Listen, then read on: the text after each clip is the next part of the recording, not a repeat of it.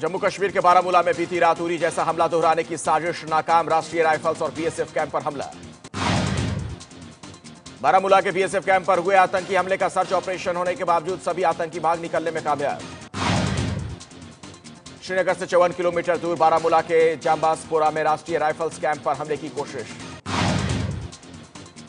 आतंकियों ने ग्रेनेड से हमला करके कैंप में घुसने की कोशिश की, लेकिन संतरी ने पलटवार करके आतंकियों को रोक लिया। हमले में शहीद जवान का नाम नितिन है, जख्मी जवान का नाम पुलविंदर। दोनों बीएसएफ की 40वीं बटालियन के कैंप में थे। आशंका है कि आतंकी पहले ही घुसपैठ कर चुके थे। झेलम नदी के रास्ते आए आतंकी बारामूला के स्टेडियम में छिपे हुए थे। उरी हमले में शामिल आतंकवादियों के ही साथी हो सकते हैं बारामूला के आतंकी, क्योंकि सर्जिकल स्ट्राइक के बाद किसी घुसपैठ का अलर्ट नहीं था। रात में ही बीएसएफ के डीजी के शर्मा ने गृह मंत्री राजनाथ सिंह को हमले की पूरी जानकारी दी। एनएसए अजीत डोभाल और गृह मंत्री राजनाथ सिंह भी देर रात तक ऑपरेशन पर नजर बनाए हुए थे। सरताज अजीज का दावा, भारत पाकिस्तान में तनाव बढ़ने पर एनएसए अजीत डोभाल ने पाक एनएसए नासिर जंजुआ से बात की। पहले किसने फोन किया इसकी पुष्टि नहीं।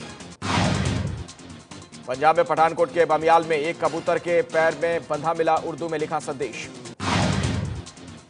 कबूतर के जरिए लश्कर के नाम से भेजे संदेश में लिखा है, मोदी सुन ले, पाकिस्तान का बच्चा बच्चा लड़ने को तैयार है, ये 71 वाला पाक नहीं। पाकिस्तान ने गुरदासपुर सीमा पर गुब्बारों के जरिए भेजा धमकी भरा खत, कहा मोदी सुन ले, अयूबी की तलवार अब भी हमारे पास है। गुजरात के पोरबंदर के पास समंदर में कोस्ट गार्ड ने पकड़ी संदिग्ध पाकिस्तानी नाव, 9 लोग हिरासत में लिए गए। उधमपुर के सौजियान सेक्टर में पकड़ा गया पीओके से आया 41 साल का संदिग्ध राशिद खान, पुलिस जांच में जुटी। वाघा बॉर्डर पर बीटिंग रिट्रीट में पाकिस्तान की तरफ से हुई पत्थरबाजी और नारेबाजी पर आज फ्लैग मीटिंग। फाजिल्का के सादकी बॉर्डर पर बीटिंग रिट्रीट कार्यक्रम के दौरान लोगों ने मोदी मोदी के नारों से दिया पाकिस्तान को जवाब। गृह मंत्री राजनाथ सिंह का आज से 2 दिवसीय लेह और करगिल दौरा, घाटी में शांति पर लोगों से चर्चा करेंगे। गलती से एलओसी पार करने वाले जवान चंदू अभी पाकिस्तान के कब्जे में, रक्षा मंत्री ने कहा इस मुद्दे पर पाकिस्तान से बात के लिए सही समय का इंतजार। फाजिल्का में सीमा से सटे गांव में लोग अब भी मौजूद हैं, खाली करने के निर्देश के बाद बिना डरे खेतों में काम कर रहे हैं।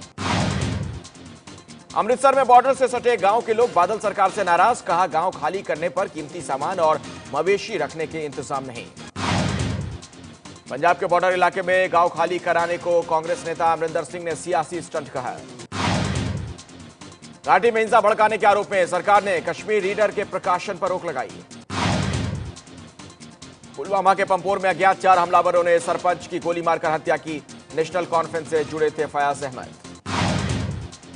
भारत पाकिस्तान में तनाव के बीच सांबा में बाबा चमलियाल के दर पर पहले की भीड़, देश भर से चर्म रोग का इलाज कराने आते हैं लोग।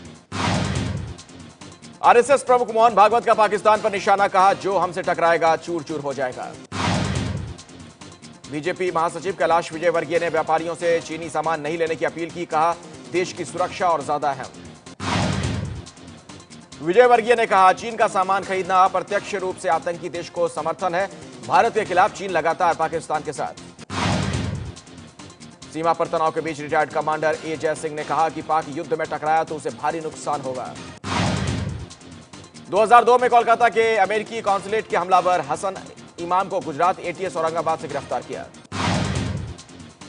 एनआईए ने केरल के कन्नौर और कोझिकोड से आईएस से जुड़े 6 संदिग्ध को गिरफ्तार किया, बम बनाने का सामान जुटा रहे थे। बीजेपी नेता साध्वी प्राची का बयान, सलमान आमिर शाहरुख को चिमटे से पकड़कर देश से बाहर फेंके। पाकिस्तानी कलाकारों के समर्थन के बाद सलमान खान का विरोध जारी, आगरा में हिंदू जागरण मंच ने सलमान के पोस्टर जलाए। पाक कलाकारों का साथ देने पर नाना पाटेकर ने सलमान पर निशाना साधा, कहा सबसे पहले देश है। भारत में अगले साल गणतंत्र दिवस पर मुख्य अतिथि होंगे अबू धाबी के क्राउन प्रिंस। अबू धाबी के क्राउन प्रिंस को गणतंत्र दिवस का चीफ गेस्ट बनाकर भारत ने इस्लामिक मुल्कों के संगठन आईओसी में भी पाकिस्तान को अलग थलग करने की तैयारी की। नेपाल ने पाक को लताड़ा, कहा सार्क सदस्यों को हर कीमत पर अपनी जमीन का आतंकी इस्तेमाल करने से रोकना होगा। ऐतिहासिक पेरिस जलवायु समझौते पर भारत ने लगाई मुहर, समझौते के दस्तावेज संयुक्त राष्ट्र को सौंपे। पेरिस जलवायु समझौते पर सहमति देने वाला 62वां देश बना भारत। समझौते के तहत सभी देश कार्बन उत्सर्जन में करेंगे कटौती। और अब देखिए उत्तर प्रदेश और अपराध की खबरें।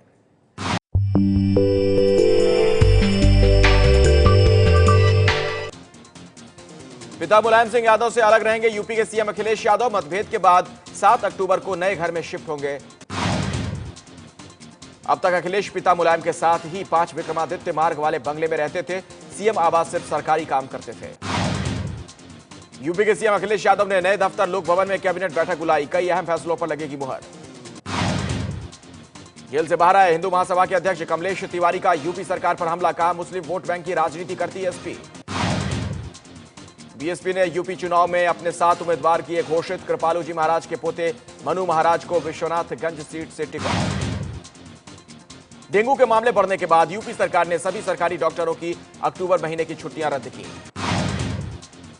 दिल्ली पुलिस ने मोस्ट वांटेड मुजरिम को राजेंद्र मित्तल को किया गिरफ्तार। ठगी के मामले में 66 साल के राजेंद्र मित्तल को 181 साल की सजा हो चुकी है। दिल्ली के नेपसराय में दहेज के लिए हत्या का आरोप। खून से लथपथ महिला ने अस्पताल जाते वक्त दम तोड़ा। दिल्ली में 5 और 10 रुपए के नकली सिक्के बनाने वाली फैक्ट्री का भंडाफोड़। करीब 600 किलो सिक्के बरामद। पुलिस जांच में जुटी। दिल्ली में बढ़ते क्राइम के मद्देनजर दिल्ली पुलिस ने लॉन्च किया बाइक स्क्वाड। एक बाइक पर 2 पुलिस वाले करेंगे पेट्रोलिंग। दिल्ली में डेंगू और चिकनगुनिया के बढ़ने की वजह पर आज सुप्रीम कोर्ट में सुनवाई। दिल्ली सरकार ने डेंगू चिकनगुनिया के लिए एलजी और अफसरों पर आरोप लगाया था। कोर्ट ने नाम बताने को कहा है। जेएनयू में आफ्पा पर चर्चा के लिए हुए कार्यक्रम में शामिल हुई इरोम शर्मिला। बोली देश के राजनीतिक तंत्र में बदलाव जरूरी। यूपी के कन्नौज मेडिकल कॉलेज के 3 डॉक्टरों पर हत्या का केस दर्ज। 9 दिन तक युवक को बिना इलाज अस्पताल में बांध कर रखने से हुई मौत। यूपी के सीतापुर में दिल दहलाने वाली घटना। दहेज के 10 लाख ना मिलने पर ससुराल वालों ने नवजात बच्चे को जमीन पर पटक कर मार डाला। पीड़ित ऐश्वर्या पर ससुराल से गर्भपात का दबाव था। दहेज ना मिलने पर की बच्चे की हत्या। आरोपियों की तलाश जारी। यूपी के फिरोजाबाद में रामलीला में बार बालाओं के अश्लील डांस पर भड़के हिंदू वाहिनी के कार्यकर्ताओं ने की तोड़फोड़। गांधी जयंती पर बिहार में फिर से शराबबंदी लागू। नीतीश सरकार ने पास किया नया कानून।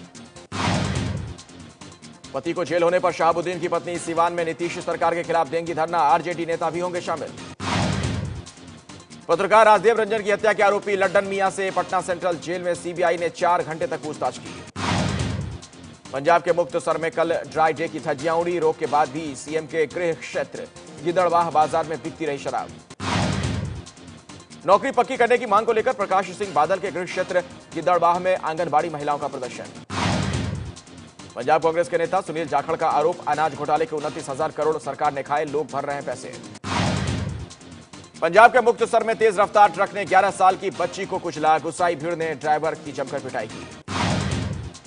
पंजाब के धुरी में बेकाबू मिनी ट्रक के नाले में पलटने से 4 की मौत, 18 घायल। महिला से बदसलूकी के आरोप में अभिनेता नवाजुद्दीन सिद्दीकी ने आरोपों का खंडन करते हुए सबूत पेश किए। मुंबई को आतंकी हमलों से बचाने के लिए 5000 सीसीटीवी कैमरे लगाने का काम शुरू। आरक्षण, रेप के दोषियों को फांसी और एट्रोसिटी एक्ट में बदलाव को लेकर महाराष्ट्र के सातारा में आज मराठा समाज की रैली। सालों बाद हुई भारी बारिश से मराठवाड़ा के लातूर, बीड के नदी नाले लबालब। अब पानी से खेती खराब होने का खतरा। स्टेशनों को बेहतर बनाने के लिए मुंबई के बांद्रा में रेल मंत्री ने किया हमारा स्टेशन हमारी शान योजना का शुभारंभ।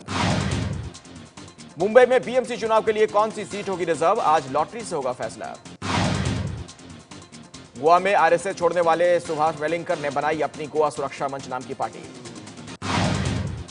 एमपी के विदिशा में भीषण हादसा, लोगों से भरी बस नदी में गिरने से 10 की मौत।